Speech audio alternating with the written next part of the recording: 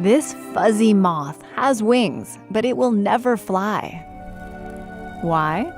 Because we humans made it that way. It's a domestic silk moth. It looks almost nothing like its wild cousin. For 5,000 years, humans have bred silk moths, changing the course of their evolution to be their own unique species, all because we covet their shimmering threads.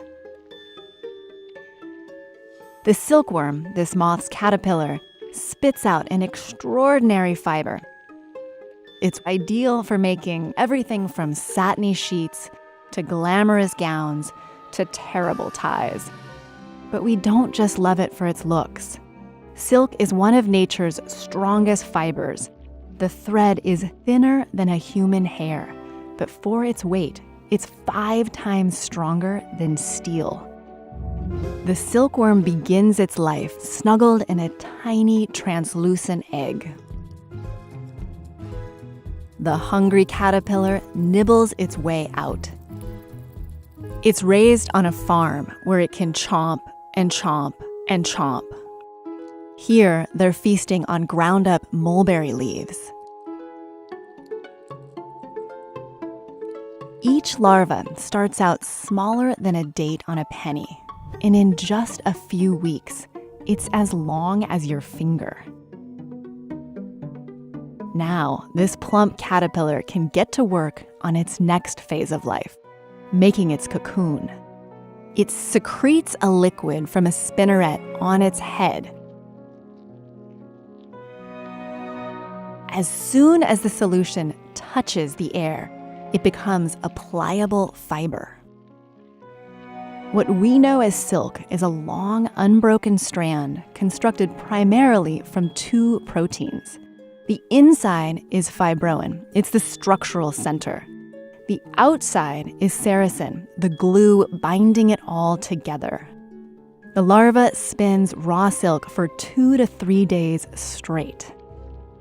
The end result is a single strand of silk, up to 10 city blocks long. This tiny shelter maintains just the right humidity and temperature for the caterpillar to transform into a moth. Once the cushy casing is complete, farmers harvest the raw silk. For most silkworms in captivity, this is where their journey ends. They die when manufacturers boil, steam, or dry them out in the sun. Silk harvesters unspool the single thread of silk that makes up each cocoon. If they were to let the moth hatch, it would break the valuable thread. It takes up to 2,000 unbroken cocoons to make one silk dress. However, a few lucky pupae are allowed to continue developing and become moths so they can spawn the next generation.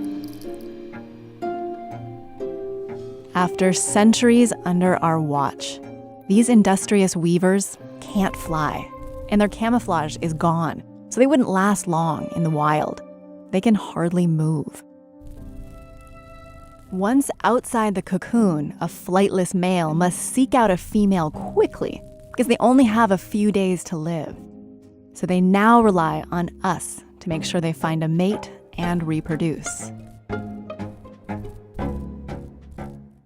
Silk production is a multi-billion-dollar global industry. And it's not just for fashion and luxury. Silk fabric is a natural insulator, yet it also allows airflow. Silk is used in modern medicine to stitch together wounds, stabilize bones, and even replace tendons inside our bodies. And so our relationship with the humble silkworm continues, as it has for millennia, at least until we figure out how to make silk as well as it can.